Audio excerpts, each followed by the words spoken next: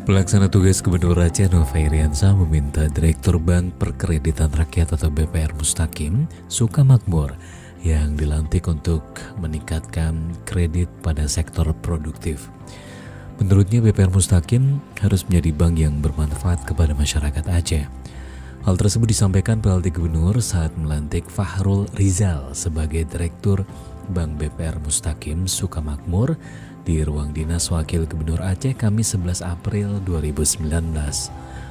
Nova juga menyampaikan ada tugas yang secara pokok harus dipacu dan digenjot dalam hal peningkatan kredit sektor produktif, berusaha membuat bank ini benar-benar bermanfaat untuk rakyat Aceh. Selain itu, secara khusus Nova juga meminta kepada direktur yang dilantik untuk menjaga integritasnya sesuai dengan sumpah jabatan yang diikrarkan saat pelantikan.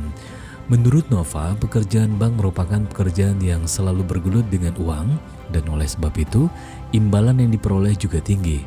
Karena itulah para manajemen Bank BPR Mustaqim diminta untuk menampilkan kinerja yang terbaik.